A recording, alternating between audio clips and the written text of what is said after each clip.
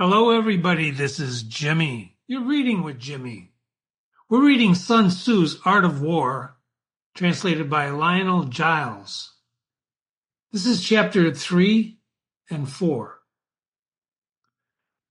Chapter 3, Attack by Stratagem, or Strategy. Sun Tzu said, "In the practical art of war, the best thing of all is to take the enemy's country whole, intact. To shatter and destroy it is not so profitable. And so, too, it is better to capture an army entire than to destroy it. To capture a regiment, a detachment, or a company entire than to annihilate them. And hence to fight and conquer in all your battles is not supreme excellence. Supreme excellence consists in breaking the enemy's resistance without fighting." You'll see a little bracket here. This is Lionel Giles talking about something. He inserts a little footnote here like, "The elder Moloki's greatest triumph, the capitulation of the French at the Sedan in 1870, was achieved practically without bloodshed. The Battle of France, May through June 1940, was the climax to a long succession of bloodless and practically bloodless victories for Hitler. It's important to study your history, ladies and gentlemen, when you read The Art of War. We'll talk about this in the analysis. Thus, the highest form of generalship is to balk the enemy's plans. The next best is to prevent the junction of the enemy's forces. And the next in order is to attack the enemy's army in the field.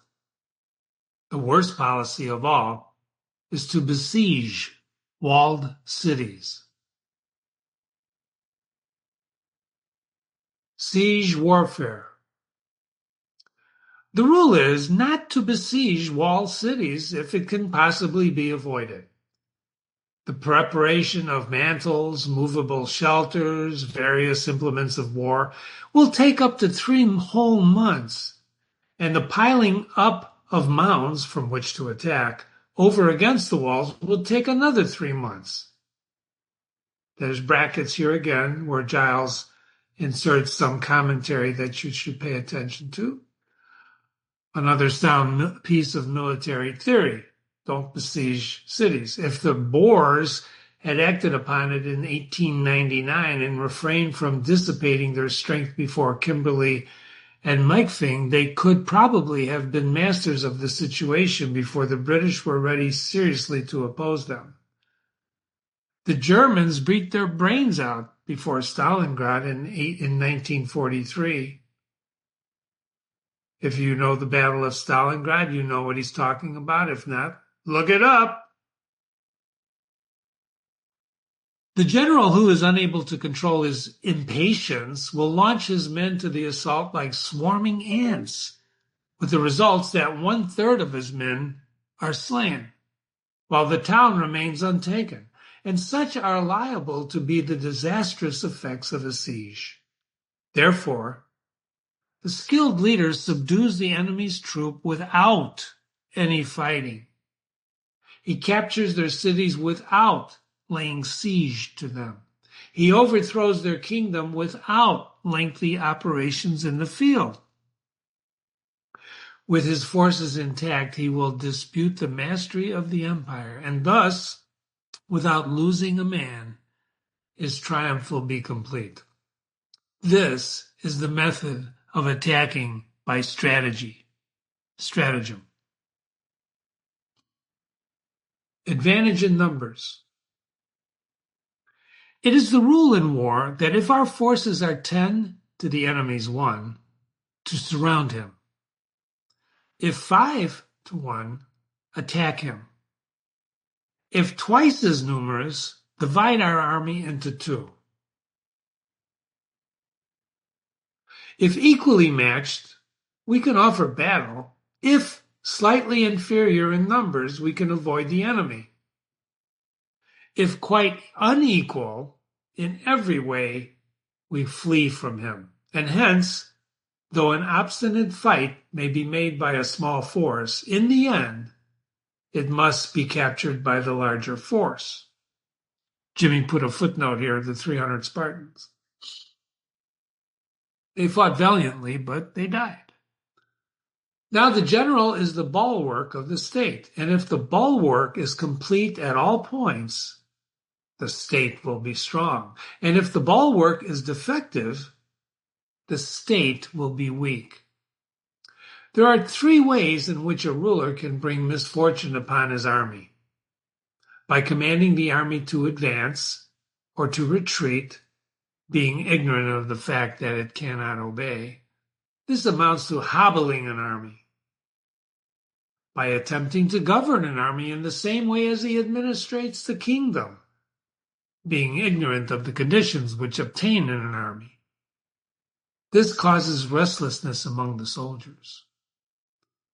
Or by employing the officers of his army without discrimination through ignorance of the military principle of adapting action to circumstances. That's very important.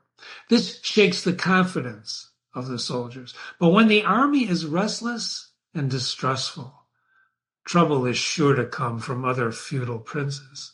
This is simply equivalent in results to bringing anarchy into the army and flinging victory away. Thus, we may know that there are 5 essentials for victory. Pardon. 1. He will win who knows when to fight and when not to fight.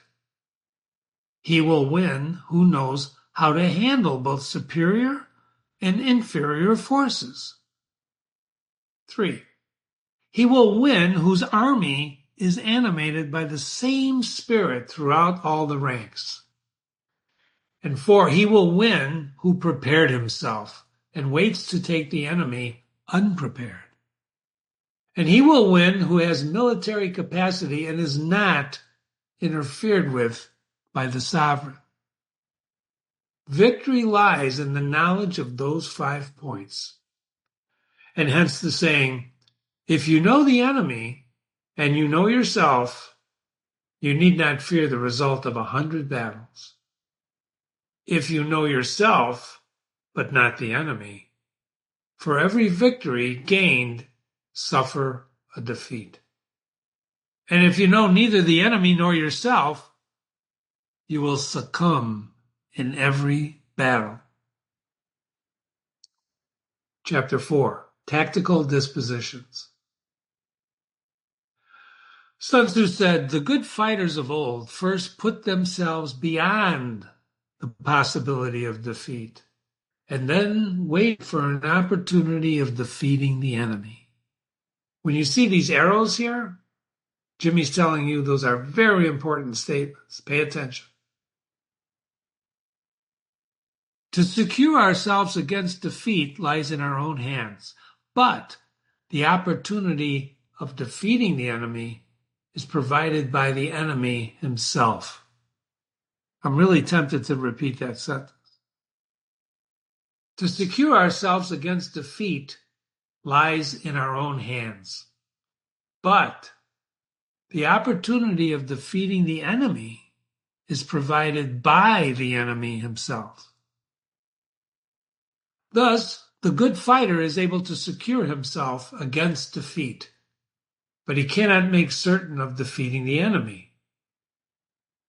You know why? Because, right, it's in the hands of the enemy. It's provided by the enemy. Hence the saying, one may know how to conquer without being able to conquer, to do it. Security against defeat implies defensive tactics. The ability to defeat the enemy means taking the offensive.